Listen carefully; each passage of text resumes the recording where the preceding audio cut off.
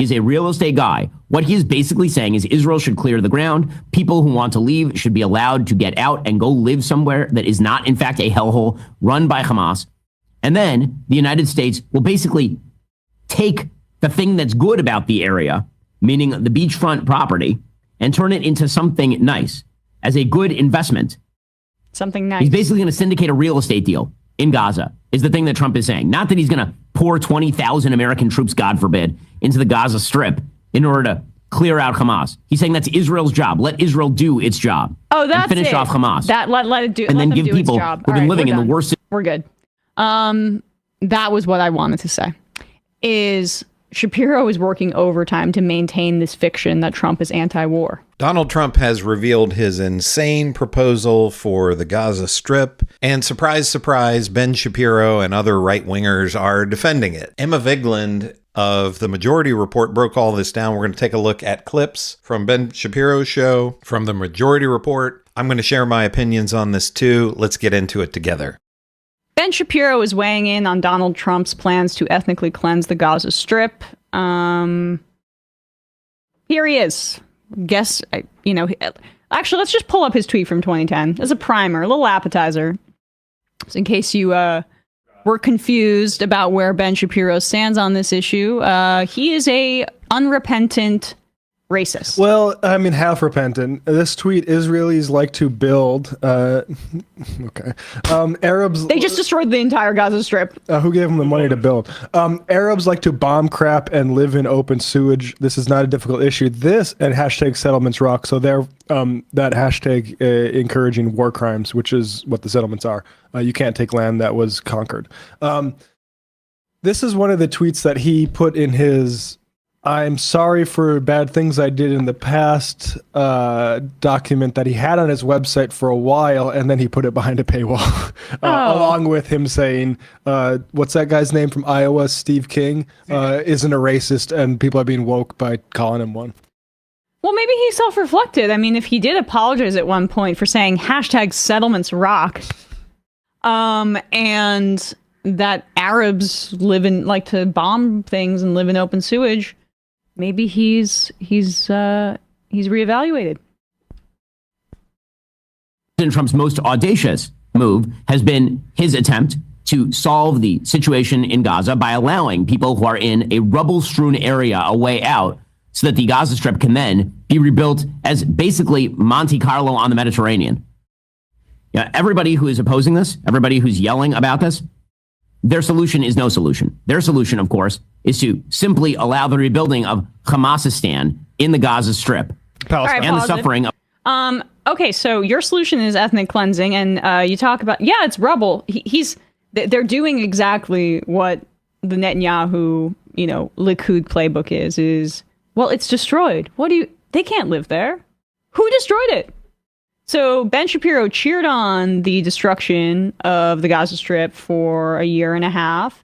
Over 90% of the homes destroyed. Hundreds of thousands. We still don't know the true figures, but it's certainly over the Lancet estimate at this point of 180,000 Palestinians, and somewhere in between the deficit that Trump blurted out in that press conference, which would have indicated 500,000. It's somewhere around in between those two ranges. Ben Shapiro cheered on that wholesale slaughter, that genocide. And now that basically they've done enough and left the hostages. Didn't Yoav Gallant just admit this? That the Israeli government prolonged the war in Gaza when they could have gotten the hostages back, because basically they wanted to make Gaza, they needed more time to make Gaza uninhabitable so that they could do the ethnic cleansing that Shapiro says is the only solution. We want to add a different word before solution? Yeah, no, Ben wants to find a solution for Palestinians. He will happily use, he knows his job when the time comes, whenever Israel starts massacring, is to justify it. And it's interesting to see some of the people in his stable, probably pretty cynically, probably with an eye toward contract negotiations, try to bucket. Or you have people like Dave Smith that are purport to be critics of Israel that did the rounds a little bit last year. Everyone folding in, and this is what actually is spoken for by the right wing. What's a couple of things about this to me that are just insane is one, who would want to go and stay there? I mean, you would get some people who would be sick enough who would want to go and stay there. I've seen some people online say, well, you know, the United States is built on the graves of the Native Americans that were slaughtered. And that's true, but it didn't happen yesterday. I mean, that doesn't make it right, but we've all seen this unfold on television and online. So you would have to be an incredibly sick person to want to go and stay there. So I guess, you know, Ben Shapiro would qualify as that. But also the security difficulties of this. I don't know how you could have some kind of a resort or luxury condos or whatever built there without a constant military presence, because Palestinians aren't going to be happy about this. You would have to imagine that there will be attacks against the people that would be sick and brazen enough to go and live there or stay there. So is it going to be the United States providing security for all of these people and a military presence when we're supposedly America first now? And Ben Shapiro is a true believer, as they're pointing out from these tweets from earlier. But the right wingers, just the rank and file MAGA people who did not care about this a week ago, that now all of a sudden are saying, oh, this is a great idea. It's just incredible that whatever Donald Trump vomits out, then they're suddenly going to defend. I mean, is there anything that Donald Trump could say at this point that they wouldn't gladly go along with? Simply allow the rebuilding of Hamasistan in the Gaza Strip and the suffering of the people who live there for decades on end. That's also what I while want they to say. Sorry. No, we do actually have a solution.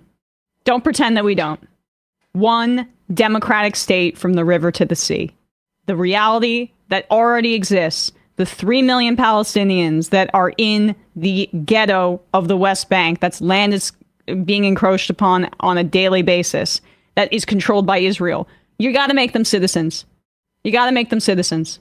And then the now reduced number due to genocide in Gaza, the 1.7 or 1.8 million people that may still be alive, their lives forever just tarnished by the carnage and the trauma of what they've witnessed, they also have to be full citizens too.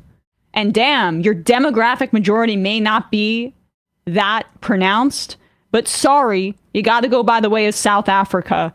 And apartheid is wrong. Deal with it. So when you pretend we don't have solutions, we do. You just don't like it. Your solution is the final solution.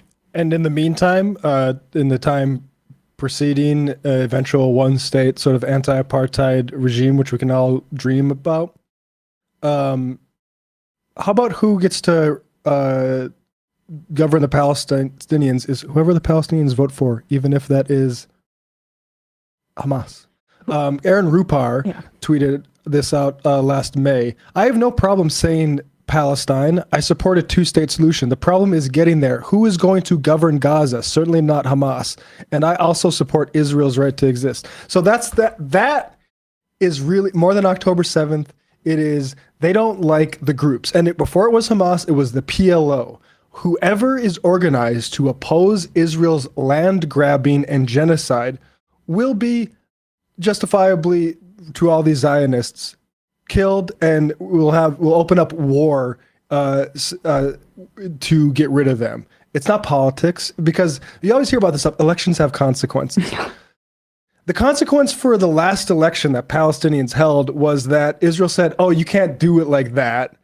We're going to try to coup you all, and then we're going to occupy you. Yeah. Rashida Tlaib tweeted this in response to what Trump did. Palestinians aren't going anywhere. The president can only spew this fanatical bullshit because of bipartisan support in Congress for funding genocide and ethnic cleansing. It's time for my two-state solution colleagues to speak up.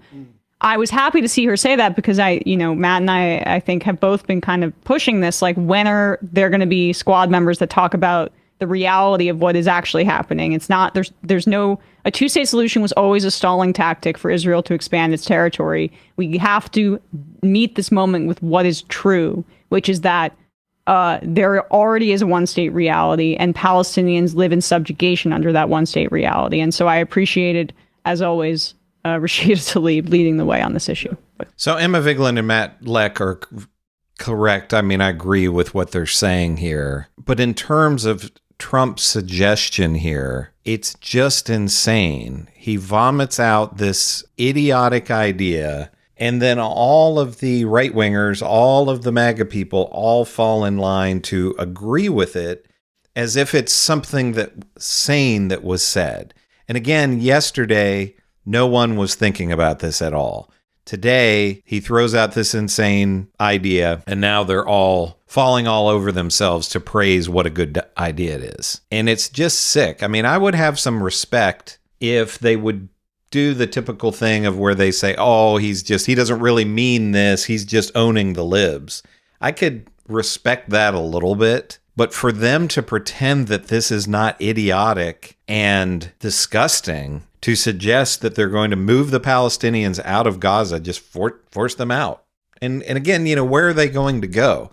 He was talking about Jordan, and Jordan comes out and says, we're not doing that. It's just insanity that we have to pretend like this guy is not a lunatic who has no idea what he's doing. But let me know in the comments what you think about all of this. Do you agree with Emma Vigeland? Do you agree with Matt Lech? Is this something that you think actually will happen? I mean, they're certainly getting through lots of things that they want to do, no matter how insane it is. I don't think anybody ever would have thought we would have had an unelected billionaire poking around in the Treasury files and cutting things that had been approved by Congress, but here we are. So I don't think there's anything too insane that they won't try. Whatever bizarre idea rolls out of Donald Trump's mouth. Let me know in the comments what you think about all this. Make sure to give me a like and subscribe. I'm Chris on Culture, and I'll see you in the next video.